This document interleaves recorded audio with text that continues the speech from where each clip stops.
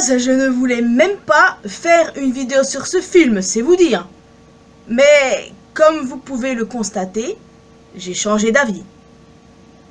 Bienvenue à toutes et à tous, je suis Marius, j'espère que vous allez bien. Certains de mes abonnés m'ont déconseillé de regarder le nouveau film L'Âge de glace, disponible sur Disney+, et en plus de ça, les retours ne me donnaient pas du tout envie. Cependant, vous me connaissez, je veux me faire mon propre avis par moi-même. J'ai toujours fonctionné ainsi, voyez-vous. Et donc, tout naturellement, j'ai regardé ce film. Et, verdict du coup, c'était pas si horrible que ça en avait l'air en fin de compte. Mais, je vous l'accorde, il est loin d'être bon. Il se place carrément en dernière position. Et contrairement à ce que j'ai pu vous dire dans ma précédente vidéo sur ce film, oui c'est un spin-off, mais c'est une suite du 5e film. Voilà. On n'aurait pas cru mais bon. Alors oui, il y a des points positifs, évidemment. Déjà, le tout début du film quoi. Le commencement de la Horde. Et en plus de ça, le bébé du premier film est mentionné les gars. Il n'a plus jamais été mentionné après le premier film, mais là il l'a été et franchement ça fait vraiment plaisir. Clairement les gars, c'est un très bon point. Ensuite il y a le flashback sur le passé d'Ellie qui était un peu plus long que celui du deuxième film, donc ça c'était cool. Il y a aussi les VF qui restent les mêmes, contrairement aux VO. Dans la version originale du coup il n'y a que le doubleur de Buck qui reste, les autres ont complètement changé. Et nous les Français on est assez chanceux parce que c'est comme ça du coup qu'on connaît les personnages avec ces VF.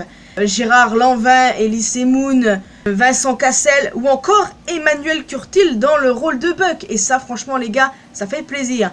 Et je plains les Amerlocs du coup. Et il y a aussi le personnage de Z, enfin plutôt Z, qui est très intéressant. Mais évidemment, on est d'accord pour dire qu'il y a beaucoup plus de points négatifs que de positifs. Par exemple, l'animation n'est pas terrible. Rien à voir avec l'animation du 5e film, par exemple, voyez. En plus de ça, il y a le méchant qui est complètement éclaté au sol. Le pire méchant de la franchise, quoi, les gars, c'est vous dire, clairement. Non mais la façon dont Buck en parle, c'est crazy parce que le mec il a l'air dangereux et tout, mais même pas. Tu prends pas au sérieux cet antagoniste quoi, c'est pas possible. Il y a aussi des petites incohérences ici et là, comme par exemple le fait que Crash et Eddie disent que les dinosaures ne parlent pas. Les dinos du 5e film, faut pas les oublier, ils parlent hein. Et surtout, le point le plus négatif, les amis, l'absence de personnages bien connus. Et c'est de ce dernier point dont nous allons parler. Il y a des personnages de cet univers givré que nous n'avons pas vus dans ce film. Leur absence peuvent s'expliquer d'une manière ou d'une autre, tandis que d'autres c'est un peu plus compliqué. Je vais tenter de trouver une réponse à chacune de ces absences, même si c'est plus ou moins compliqué. Alors déjà nous allons commencer par Scrat. Première fois que notre écureuil préhistorique préféré n'apparaît pas dans un film L'Âge de glace. Son absence aurait pu s'expliquer puisque Disney était supposé avoir perdu les droits du personnage. Cependant, mardi, il a été officiellement annoncé qu'il y aurait bien une série sur Scrat, Scrat Tales. Je vous en avais parlé lors de ma première vidéo sur Buck White du coup. Et c'est officiel, la série va voir le jour en avril sur Disney+, et sera centrée sur Scrat qui rencontre son fils. Ce sera des épisodes courts, il y en aura 6 au total si je dis pas de conneries. Et du coup ça me fait penser, mais qu'est-ce qui se passe? Est-ce que Disney a perdu les droits? Qu'est-ce qui se passe? J'arrivais pas à comprendre là pour le coup. Est-ce que du coup ça avait été fait avant qu'ils perdent les droits du personnage? Ou bien il y a une autre explication? Peut-être que l'autre explication c'est le fait que le créateur, plutôt la créatrice je crois, de Scrat a juste gagné le droit du personnage de Scrat avec un Q à la place du C.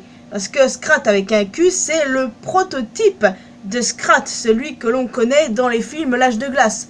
Donc la personne a peut-être seulement obtenu les droits de son personnage prototype et pas du personnage de Scrat en soi. Je sais pas si je suis clair, mais ça pourrait être une explication. À moins que, comme je vous l'ai dit, cette série a été faite avant qu'ils perdent les droits du personnage. Ça aussi, c'est très très possible. Mais si ce que je dis est vrai sur le prototype du personnage, eh ben, il y a bon espoir qu'on retrouve Scrat dans un prochain film, par exemple. En tout cas, moi, je croise les doigts. Donc, comment expliquer l'absence de Scrat dans ce film? Ben, il n'y a pas vraiment d'explication. Les fauteurs de troubles là-dedans, c'est clairement Crash et Eddie. Et c'est surtout un spin-off, alors. Bon, j'ai fait comme j'ai pu pour expliquer l'absence de Scrat, M'en voulez pas, mais au moins, je vous ai appris quelque chose concernant la série qui va voir le jour. Ensuite, tout à l'heure, je vous parlais des dinosaures qui parlent dans le 5e film, Gavin et ses 2 enfants, Gertie et Roger. Alors, eux, ils n'apparaissent pas, évidemment, ils ne sont pas non plus mentionnés, mais c'est peut-être parce qu'ils sont sans doute partis vivre ailleurs. Du moins, je pense. Accessoirement, ils font pas réellement partie de la bande, donc leur absence n'est pas si dérangeante que ça, très honnêtement. Donc, moi, ça me va. Et ça va à ceux qui ont aussi détesté le 5e film. Paige et Julian ne sont pas là non plus. Bon, là encore, leur absence s'explique. À mon sens, ils sont simplement partis à l'aventure comme ils l'avaient évoqué dans le 5e film. À mon avis, pas besoin de chercher plus loin. Ils l'avaient dit, donc là-dessus, c'est correct. Par contre, c'est après les amis que ça se complique, voyez-vous. Il reste donc Kira et Brooke. Alors, est-ce qu'elles ont divorcé de leurs maris respectifs? J'en sais rien, mais on va tenter d'expliquer. Déjà, on commence par Kira. Alors, déjà, je ne pense pas qu'elle soit enceinte, parce que si c'était le cas, Diego serait près d'elle. Ensuite, il est assez probable que durant les événements de Buck Wild, elle soit simplement partie chasser un long moment. Dans l'un des courts-métrages de l'âge de glace, il a été dit qu'elle chassait en compagnie d'un groupe de cougars femelles, donc du coup peut-être que c'est aussi le cas ici. Du moins c'est l'explication la plus logique que j'ai trouvée pour le coup, Je vois pas ce que ça pourrait être d'autre. Et quant à Brooke, ben elle est peut-être simplement partie rendre visite à ses amis à Geotopia, simplement. Difficile de trouver une autre explication. À moins que Kira et Brooke sont partis en girl trip, je ne sais où. Enfin, voilà. Comme à aucun moment ces personnages ont été mentionnés, ce qui est révoltant, on peut imaginer ce qu'on veut. Ça aurait été vraiment cool de les mentionner, quoi. Ok, ils n'apparaissent pas, mais mentionnez-les, bordel. C'est ce que j'attendais en regardant le film, peut-être qu'ils vont être mentionnés finalement. Sauf que... non, pas du tout, quoi. Et je comprends d'un côté pourquoi certains de mes abonnés m'ont déconseillé de regarder le film. Mais voilà, je regrette pas de l'avoir fait en soi. Parce qu'il y avait quand même de très bons points. Mais il y a plus de mauvais que de bons, c'est vrai. Je suis vraiment déçu qu'il n'y a ni Paige, ni Kira, ni Brooke, quoi. Ils auraient pu être mentionnés. Même pas, mais même pas. C'est comme si elles n'existaient pas, comme si elles avaient été oubliées volontairement, quoi. C'est horrible, en fait, c'est horrible. Surtout que Kira, en fait, c'est mon personnage féminin préféré de la franchise de l'âge de glace. Et pas l'avoir vu, ça m'a rendu folle, mais... je suis même pas sûre de vouloir une suite, en vrai. Parce que oui, on est supposé avoir un autre film, l'âge de glace. Là, peut-être, allant dans la continuité du 5. Enfin, Buck Wild allait dans ces continuités-là, mais bon, c'est plutôt un spin-off, quoi. Enfin, qui vivra, verra.